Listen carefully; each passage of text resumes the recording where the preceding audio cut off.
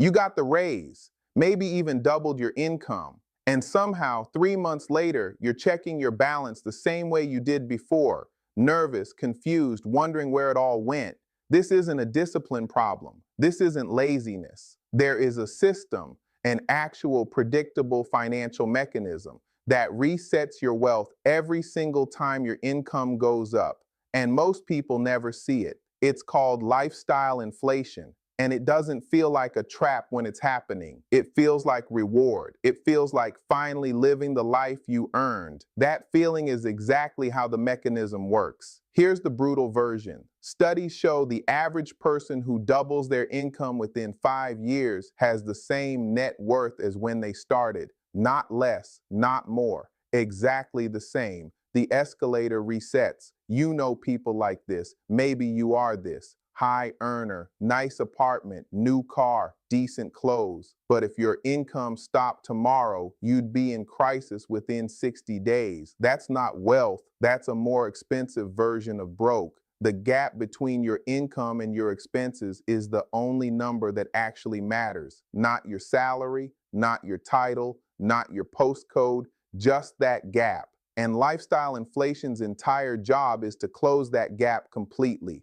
When you earned less, you had habits. A cheaper flat, home cooking, basic subscriptions, a car that worked. You told yourself, once I earn more, I'll start saving, and then you earned more, and the habits changed. The saving didn't start because here's what no one tells you. The pressure to upgrade is not random, it is coordinated. Your employer signals status, your peers signal status. Every brand you interact with signals that where you are now is not enough. And your brain, which evolved to match the social group around it, responds by spending. Not because you're weak, because you're human. The system is designed to extract money from you the moment you have more of it. This is why the rich get richer, not just because they earn more, because somewhere along the line, someone explained the escalator to them and they stepped off. Most people never even know the escalator exists. So let's take it apart. Let's look at exactly how lifestyle inflation builds itself around you, silently, incrementally, until you can't imagine going back. And then let's look at how the people who beat it actually do it, because it is beatable, but only if you can see the mechanism first. And right now, you're about to see it more clearly than most people ever do. The lie at the center of lifestyle inflation is this. You believe your new spending level is just who you are now. You've grown, you've evolved, you deserve this.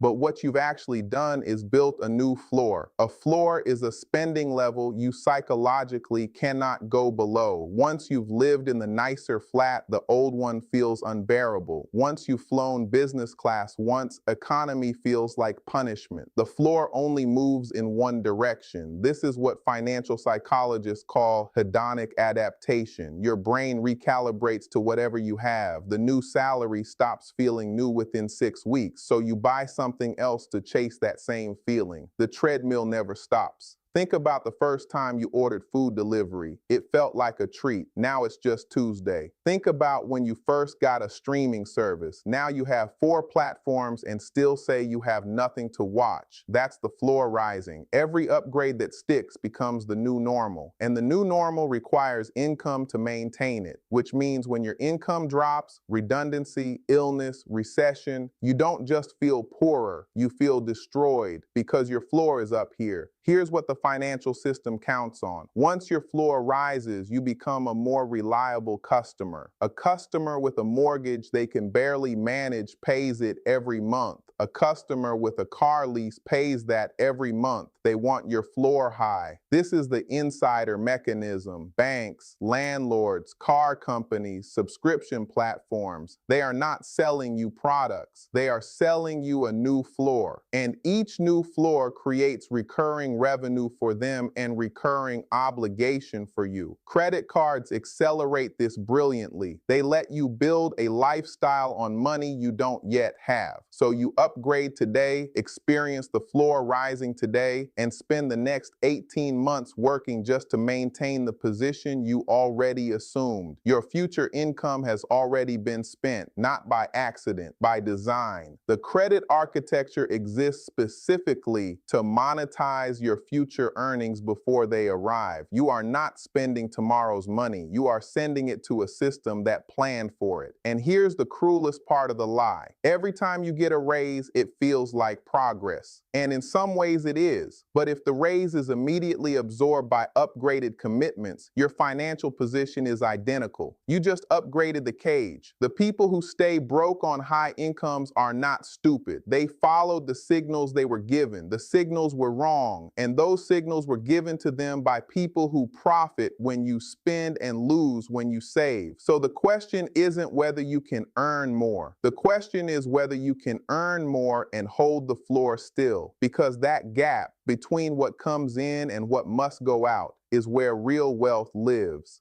Here's the turn. Every single person who builds real wealth does one thing that most earners never do. They treat a pay rise as invisible. When the raise hits, they act as if it didn't. The floor doesn't move. The gap widens. This sounds simple. It is not easy, because the social environment around a higher earner is more expensive. The colleagues are going to nicer restaurants. The neighborhood expects a different car. The pressure is real and it is constant. But this is the decision that separates the income statement from the balance sheet. An income statement shows what comes in. A balance sheet shows what you actually own. Most earners have a growing income statement and a stagnant balance sheet. That is the trap. The people who escape it make a deliberate choice. Before the raise lands, they redirect it, automate it out, send it directly into an investment account before their hands can touch it. Out of sight means out of the lifestyle. Think of it this way. Imagine your income as water pouring into a bucket. Your lifestyle is a hole in the side of that bucket. Every upgrade you make widens the hole. Wealth is what accumulates at the bottom when the hole is smaller than the flow. Most people spend their careers widening the hole. Higher salary, bigger hole. The bucket never fills. The fix is not earning more. The fix is stopping the hole from widening when the water increases. That's the turn. Now here's the psychological reframe that makes this easier. Stop thinking of saving as restriction. Start thinking of it as purchasing future optionality. You are buying the ability to choose later. Choose to stop working. Choose to take risk. Choose on your terms. Every pound or dollar that goes into an asset instead of an upgrade is buying you a future decision. The person who invested their first raise quietly now has options at 45 that the person who upgraded everything simply does not have. Full stop. Wealthy people don't talk about their income. They talk about their assets. They think in ownership, not in spending. A good car is a liability. A share of a growing business is an asset. These two things feel the same when you buy them. They are not. Here is the mindset shift in its simplest form. Every purchase you make is either building your floor higher or building your foundation deeper. Floor goes up, stress goes up, foundation goes deeper, options go up. That's the whole game. The turn is not about deprivation, it's about sequencing. Build the foundation first, let the assets grow. Then once the assets produce income, upgrade the lifestyle from that income, not from your salary. That changes everything. Let me show you how the system works. Because once you see the full architecture of how lifestyle inflation is engineered into the economy around you, the small choices start to feel like strategic decisions. And strategic decisions compound. Deprivation doesn't, strategy does. Here's what's actually happening. The economy has two layers. Layer one is the consumer economy. It runs on spending. Every retail brand, bank, and platform needs you in this layer. They spend billions to keep you here and to make staying here feel normal. Layer two is the ownership economy. This is where assets produce income, dividends, rents, business returns. Most people never enter this layer, not because they can't, but because nobody in layer one wants them to. Moving to layer 2 shrinks their revenue. The system that keeps you in layer 1 is lifestyle inflation. As long as your expenses match your income, you have nothing to invest. Nothing to invest means no assets. No assets means no passive income. No passive income means permanent dependence on salary. That is layer 1 forever. The moment you freeze your lifestyle and redirect surplus into assets, you begin crossing into layer 2. It starts slowly, then it compounds. The first 5,000 invested produces almost nothing. The first 100,000 starts to breathe on its own. This is how the crossing works. Here is the compounding picture.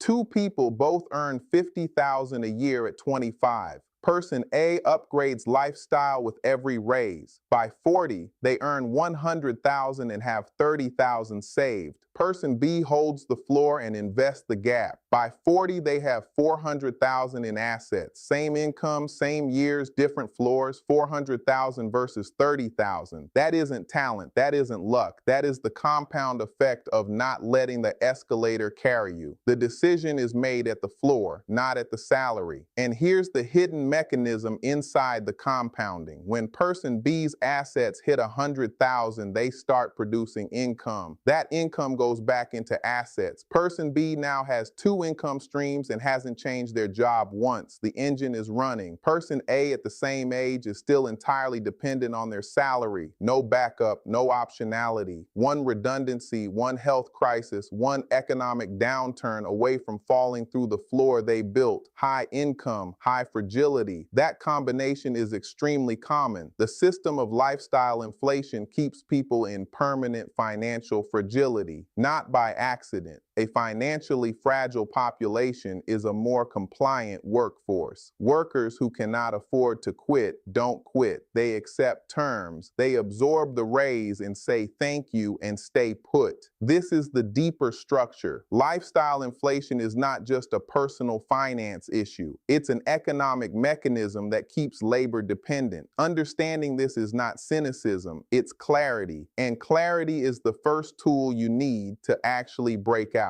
The asset question you should be asking every time money arrives is this: is this expanding my floor or building my foundation? That question, asked consistently over 10 years, produces a completely different balance sheet than the one most high earners end up with at 50. Because at 50, the people who built foundations are choosing to keep working or not, choosing where to live, choosing how to spend their time. The people who built floors are still working because they have to. That's not a small difference. That's the whole of it. Let's talk about what this actually costs, not in abstract percentages, in real decisions made at real moments. The first one is the raise at 28 that went straight into a car payment. Nothing dramatic, just a slightly nicer car than the last one. If that raise had been redirected instead, $200 a month into an index fund, by 58 at a conservative 7% annual return, that $200 a month is sitting at over $240,000. One car payment, 30 years. That is the real cost. The second one is the flat upgrade at 32. You were earning more. The old place felt beneath you. The new rent was $400 a month more. You told yourself it was time. The signal was social. The cost was real. $400 a month for 10 years, redirected at 7%. That's $65,000. Not invested in anything exotic, not speculation, just compound time doing its work, undisturbed by an upgrade that felt essential and isn't even where you live anymore. The third one is subtler. It's the identity upgrade, the brand that signals arrival, the gym membership in the expensive building, the holidays that match what people at your income level are supposed to do. None of it is dramatic. All of it is chosen. These aren't criticisms, they're patterns. And the pattern is this: every upgrade that isn't financed by asset income is a bet that your salary continues, a bet that your employer keeps you, a bet that your health holds, a bet on a system that doesn't owe you anything. The people who understand this early make different bets. They bet on assets, on compounding time, on building something that produces without them. It's a slower game at the start. The floor stays lower than it could, but the foundation gets deeper every year. And then at some some point, the assets start to cover the lifestyle. That is the moment everything changes. You are no longer living off salary. You are living off something you built. The salary becomes optional. That's when you find out what you actually want to do with your time. Most people never find that out. They spend their most energetic decades maintaining a lifestyle they were socially pressured into and can't scale back without feeling like they've failed. The floor is so high that coming down feels like collapse. It's not collapse, it's recalibration. Here's what the cost actually is, stripped to its core. Every time you upgrade your lifestyle before your assets can support it, you are borrowing from your future freedom and paying it back to someone else's bottom line.